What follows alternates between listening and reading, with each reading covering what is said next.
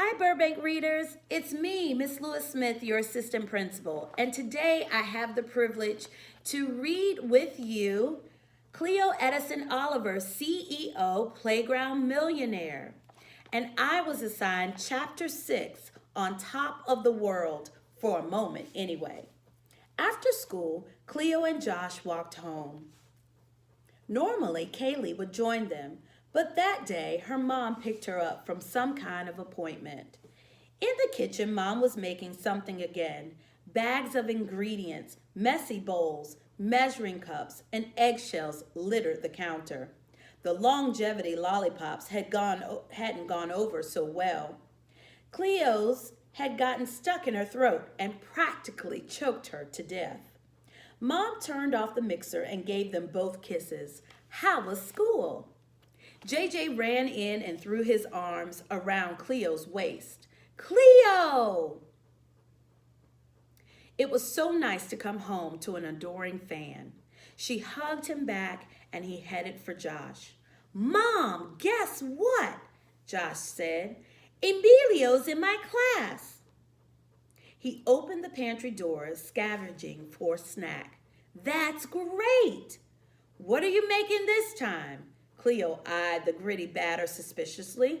It looked a little too much like something that had been digested once already. Quinoa cupcakes. What? Mom held up a bag of birdseed. Quinoa.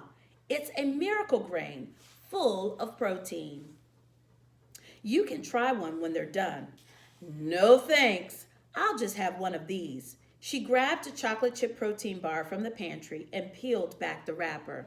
Can I open my avocado stand today? What about your homework? Our teacher doesn't believe in giving a lot of homework. Mom eyed her skeptically. Oh, really? I've just got a little reading. I can do it in between customers.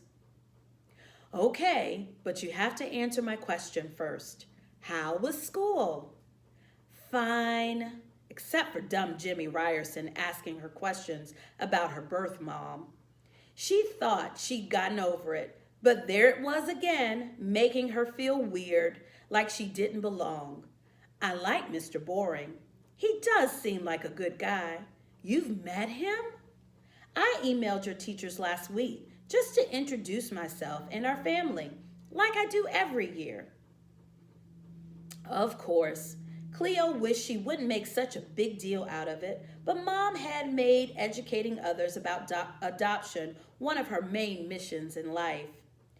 Well, I've got a business to run. Cleo started toward the family room where she stashed all her business stuff.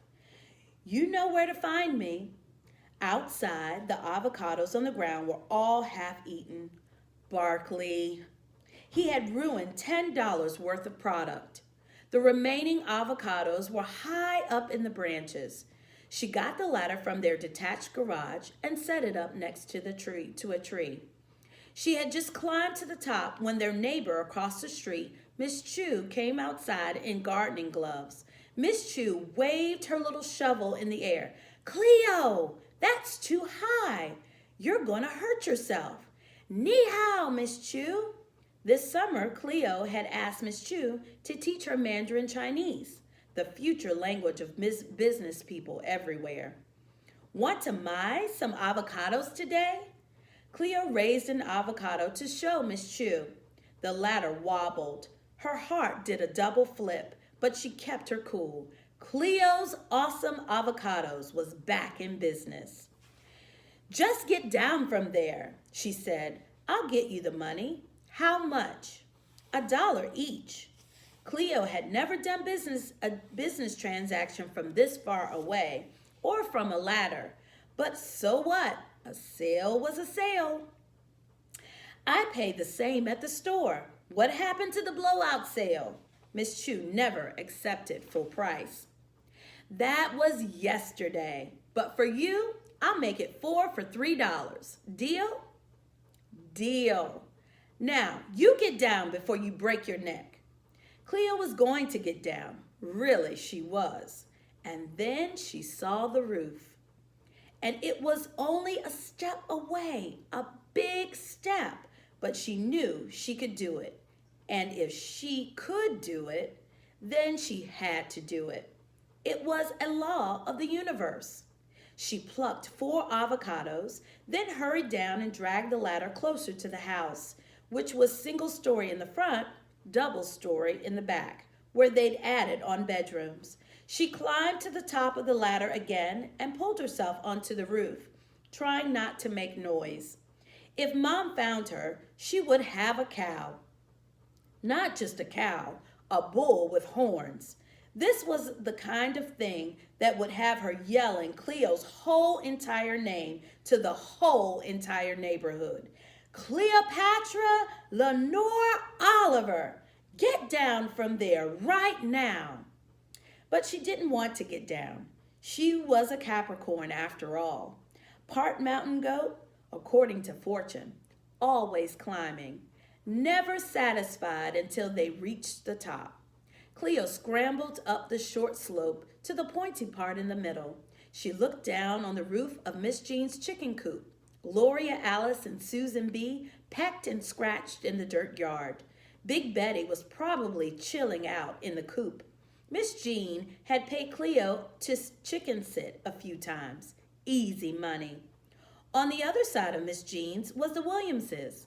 Cleo giggled at the underwear drying on the line in their backyard. It looked big enough to fit a giant panda. Beyond the Williamses' single story was Kaylee's palace of a house. It was pink, which Kaylee thought was horrible, but Cleo thought was splendarvelous.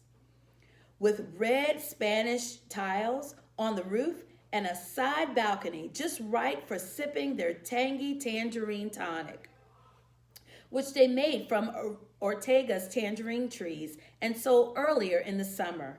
The Ortega's house stood out on their street like a flamingo in a flock of pigeons. It was exactly the kind of house Cleo would like to live in. Kaylee's bedroom window was open. Should she yell? She might get caught, but on the other hand, if her best friend was home, she would see her on top of her house. She cupped her hands around her mouth. Kaylee! Kaylee's gauzy blue curtains fluttered in her window. Kaylee! Kaylee didn't appear, but crouching there on the pinnacle of the roof, Cleo suddenly felt on top of the world. She put her feet on either side of the peak and stood straight up. Wowee! The view was amazing. She could see all the way to Aubadon High School, where Dad taught computers and history. Dull, meaningless history. It was much more important to look ahead to the future. And she knew what the future held for her, more businesses, because she was an entrepreneur, just like Fortune, probably like lots of people in her birth family. An idea struck her so hard it practically knocked her from her perch. She would start a business at school.